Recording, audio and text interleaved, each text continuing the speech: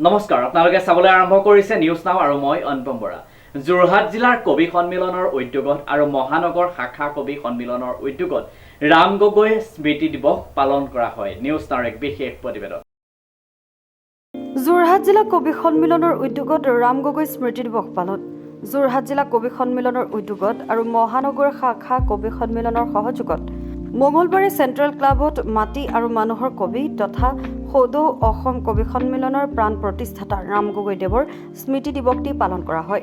অনুষ্ঠানৰ আৰম্ভণিতে বন্তি প্ৰজ্বলন কৰে বিশিষ্টা লেখিকা ডিম্বেশ্বৰী দাসে আৰু স্মৃতি তৰ্পণ কৰে লেখিকা মামণি গগৈ বৰুৱাই। যোৰহাট জিলা কবি সন্মিলনৰ সভাপতি ডক্টৰ পৰাণ বৰুৱাই সঞ্চালনা কৰা সভাখনি নিৰ্দিষ্ট বক্তা হিচাপে উপস্থিত থাকি বিশিষ্ট কবি সদৌ অসম কবি সন্মিলনৰ প্ৰাক্তন প্ৰধান সম্পাদক পৰাগজ্যোতি মহন্তই ৰাম গগৈৰ কবিতাৰ দৰ্শন আৰু চিন্তনৰ লগতে কবিগৰাকীৰ ব্যক্তিত্ব সম্পৰ্কে বিস্তৃত বক্তব্য আগবঢ়ায়।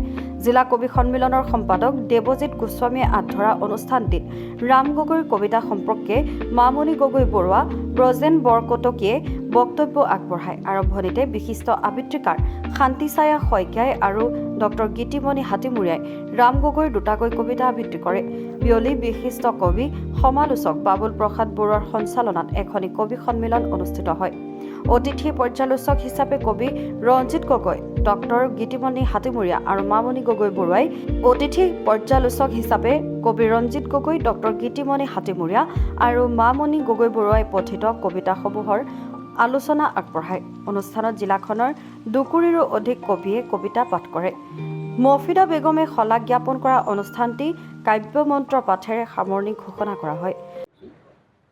আজি সমগ্ৰ অসমজুৰি সদৌ অসম কবি সন্মিলনৰ প্ৰাণ প্ৰতিষ্ঠাতা মাটি আৰু মানুহৰ কবি জনচেতনাৰ কবি ৰাম গগৈদেৱৰ ৩০ সংখ্যক স্মৃতি দিৱসটি উলহ মালহেৰে আয়োজন কৰা হয়।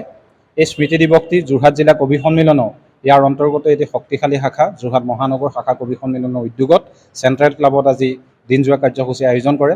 তাৰে আপাহতে প্ৰথমে আজি অনুষ্ঠানটোৰ আৰম্ভণিতে বন্তি প্ৰজ্বলন কৰে যোৰহাট লেখিকা সংস্থাৰ এগৰাকী জ্যেষ্ঠ সতীৰ্থ কবি ডিম্বেশ্বৰী দাস বাইদেৱে। স্মৃতি তৰ্পণ কৰে অসম লেখিকা সংস্থাৰ কাৰ্যকৰী সভানেত্ৰী তথা যোৰহাট জিলা কবি সন্মিলনৰ উপসভাপতি মামণি গগৈ বৰুৱা বাইদেৱে। আৰু তাৰ পাছতে যোৰহাট জিলা কবি সন্মিলনৰ সভাপতি অসমৰ এগৰাকী বিশিষ্ট বিজ্ঞানী ডক্টৰ পৰাণ বৰুৱাদেৱৰ সঞ্চালনাত স্মৃতিচাৰণ অনুষ্ঠানটি অনুষ্ঠিত হয়। অনুষ্ঠানত নিৰ্দিষ্ট বক্তাৰূপে ভাষণ আগবঢ়ায় সদৌ অসম কবি সন্মিলনৰ প্ৰাক্তন প্ৰধান সম্পাদক তথা অসমৰ এগৰাকী বিশিষ্ট কবি পৰাগজ্যোতি মহন্ত ডাঙৰীয়াই। লগতে তেখেতৰ নিৰ্দিষ্ট বক্তাৰ ভাষণত তেখেতে কবিগৰাকীৰ অৰ্থাৎ ৰাম গগৈদেৱৰ জীৱনাদৰ্শৰ লগতে কাব্য জীৱন সম্পৰ্কে এক বিস্তাৰিত বক্তব্য আগবঢ়ায়। লগতে শান্তিছায়া শইকীয়া বাইদেউ, নিহাৰিকা সোণোৱাল বাইদেউ আৰু ডক্টৰ গীতিমণি হাতীমুৰীয়া বাইদেৱে ডক্টৰ ৰাম গগৈদেৱৰ কাব্য জীৱন সম্পৰ্কে এক বিস্তাৰিত বক্তব্যৰ লগতে কবিতা আবৃত্তি কৰি উপস্থিতসকলক আপ্লুত কৰে। বাবলু প্ৰসাদ বৰুৱাৰ সঞ্চালনাত বিয়লিলৈ এখন কবি সন্মিলন অনুষ্ঠিত হয়।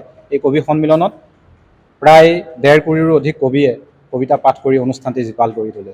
যোৰহাটৰ পৰা শ্ৰীমন্ত মাধৱ বৰুৱাৰ ৰিপৰ্ট,